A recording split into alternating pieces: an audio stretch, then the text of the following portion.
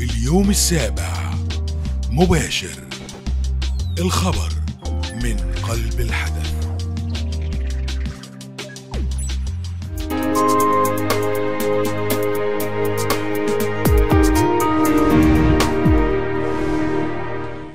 مشاهدي اليوم السابع مباشر في كل مكان، اهلا بيكم من جديد ومن داخل صاله تحرير جريده اليوم السابع. بنتابع معاكم اهم واخر الاخبار الرياضيه من قسم الرياضه في جريده اليوم السابع. ودلوقتي معانا كابتن عمر الايوبي الرئيس التنفيذي لقسم الرياضه. اهلا بحضرتك معانا، منورنا. وعايزين بقى يعني عرض سريع كده لاهم الاخبار الرياضيه اللي لفتت انتباه اليوم السابع النهارده في قسم الرياضه. والله احنا حضرتك عندنا احداث كتيره جدا رياضيه في خلال ال 48 ساعه الماضيه والمقبله. طبعا اهمها طبعا ان احنا طبعا في كل دوري ما زال مشتعل. طبعا الدوري المصري عندنا يوم الاربعاء بكره باذن الله في مباراتين مهمين في بدايه الاسبوع ال 17، ابرزهم طبعا قمه الزمالك والاسماعيلي في القاهره، مع طبعا موقعها لا تقل اهميه هتكون في بورسعيد بين الاهلي والمصري البورسعيدي. طبعا لازم نتفق ان طبعا مباراه بورسعيد هي اقوى، يعني اكثر اثاره والاثاره طبعا راجع وجود التوأم حسام ابراهيم على راس القاده الفنيه للفريق المصري. طبعا في خلاف ان الاهلي دخل بقوه وعاوز يحافظ على صداره المجموعه. في نفس الوقت طبعا في ترقب لاي اشتباكات بين جماهير الفريقين، خاصه وان السنه اللي فاتت حصل نفس الصدام دوت. وان كان طبعا هيكون من بعيد جماهير نادي الاسماعيلي تترقب الموضوع، ترقب الازمه ديت، لان جماهير الاهلي ليها دايما مواقف اشتباكات مع الاسماعيلاويه، وحصلت السنه اللي فاتت في محطه القطر في الاسماعيليه عندما نزل جماهير الاهلي الالتراس وكسر المحطه. طبعا كل دوت في ترتيبات امنيه جديده، واحنا طبعا بنغطي اليوم السابع بشكل مختلف عن كل مره. هنبعت بخلاف المراسلين الموجودين عندنا في بورسعيد، هنبعت زملاء من القسم الرياضي هنا هيغطوا هناك طبعا بشكل مكثف، هيكون مرافقين لجماهير الاهلي رايحين هناك. في نفس الوقت طبعا مباراه الزمالك تلقى اهتمام كبير جدا، هيكون زملاء موجودين فيها.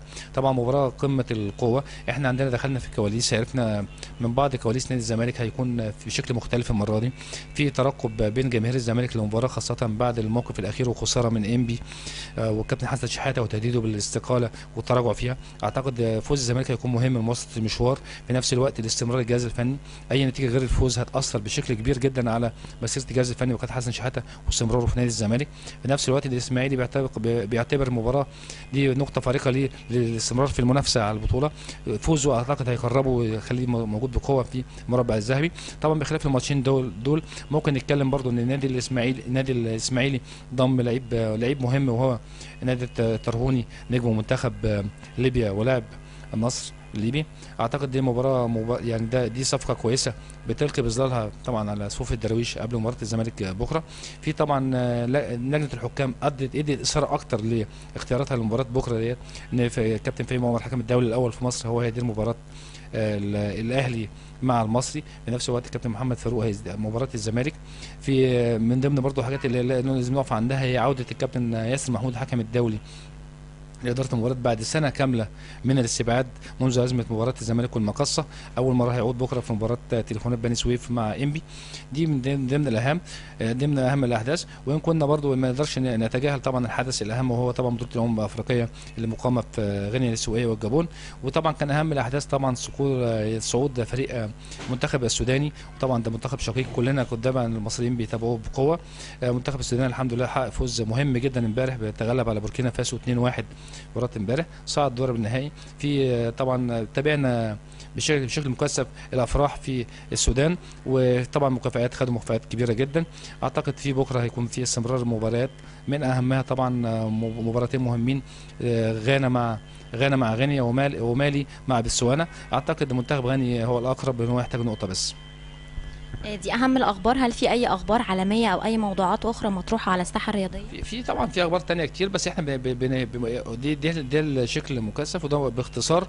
وان كان برضه طبعا احنا عندنا صفقات مهمه طبعا برضه. لو جينا برضه بعيد عن المطوشه طبعا، في لازم نتكلم عن صفقه الزمالك، ضم لعيب اسمه ابراهيم حسن بيلعب في نجوم المستقبل اعاره لمده 6 شهور مقابل 200,000 جنيه.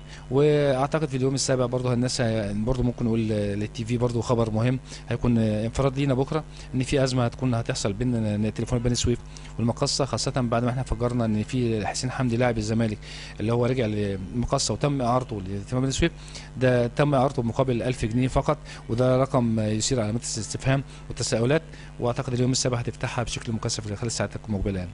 ان شاء الله زي ما تعودنا من قسم الرياضه والانفرادات المختلفه. شكرا جدا كابتن عمر الايوبي الرئيس التنفيذي لقسم الرياضه في جريده اليوم السابع.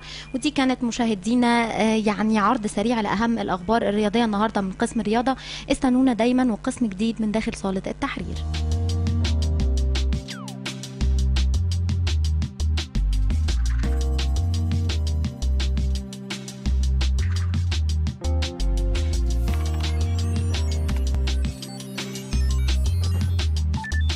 اليوم السابع مباشر، الخبر من قلب الحدث.